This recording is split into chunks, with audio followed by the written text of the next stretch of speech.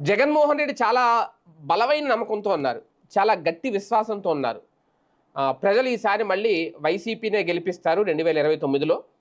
ఈసారి Telugu Desam party single డిజిట్‌కే పరిమితం అవుతుందని చాలా బలంగా చెప్తున్నారు. ఏంటి మరి ఆయనలో ఉన్న నమ్మకం? ఏంటి ఆయనలో ఉన్న ధీమా? ఏంటి ప్రజల మీద లేదంటే ప్రజలు ఆయనపై ఉంచే విశ్వాసం అనేది ఇప్పుడు ఒక అతిపెద్ద ప్రశ్న. ఎందుకంటే ఆయన నమ్ముకున్నది ఇంకా సంక్షేమమే నమ్ముకున్నారా?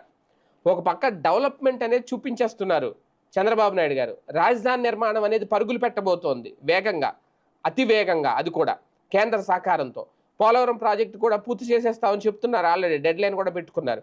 ఇవన్నీ పూర్తయిపోతే రాష్ట్రానికి సంబంధించి డెవలప్మెంట్ అభివృద్ధికి సంబంధించి నిర్ణయం తీసుకున్న వ్యక్తిని మళ్ళీ ఎంచుకుంటారా? లేదు, మాకు సంక్షేమం కావాలి, ఇంటికి మళ్ళీ 1,00,000 నుంచి 2,00,000 లబ్ధి చేకూర్చేలాగా ఉన్న ముఖ్యమంత్రి కావాలి అని చెప్పి మళ్ళీ జగన్మోహన్ రెడ్డికి అవకాశం ఇస్తారా అనేది ఇక్కడ కీలకమైన అంశం. ఇంకా నేను సంక్షేమాన్ని నమ్ముతాను, మళ్ళీ నేను నవరత్నాలు లాంటి కాన్సెప్ట్సే తీసుకొస్తాను, మళ్ళీ నేను వస్తే ఇంతకుముందు ఇచ్చినట్టే పథకాలు ఇస్తాను అంటే జనాలు ఓట్లేస్తారా? అంటే నమ్మి ఓట్లేస్తారని అనలో. ఎందుకంటే జగన్ని నమ్ముతారు. ఆల్రెడీ ఆయన నమ్మకం నిరూపించుకున్నారు ఇంతకు ముందు ఇచ్చి. సంక్షేమం విషయంలో బాబు గారిని ఎక్కువ నమ్ముతారా, జగన్ని ఎక్కువ నమ్ముతారంటే బాబు గారి కంటే జగన్ని ఎక్కువ నమ్ముతారు.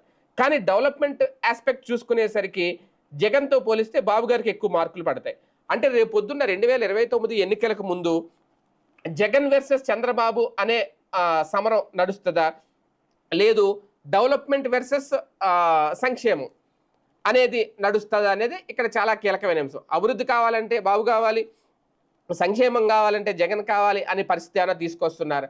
లేదు, నేనొస్తే మళ్ళీ ఇవి కూడా కంటిన్యూ చేస్తాను, వీటితో పాటు సంక్షేమం కూడా ఇస్తాను అని చెప్పే ప్రయత్నం ఏమన్నా చేస్తారు. అది కనుక చేయకపోతే ఇప్పటికే చాలామంది చెప్తున్నమాట, రాజకీయ పరిశీలకులు వేస్తున్న అంచనా ఇప్పుడు జరుగుతున్న డెవలప్మెంట్ చూస్తూ ఉంటే జగన్కి ఇక ఛాన్స్ లేనట్టే.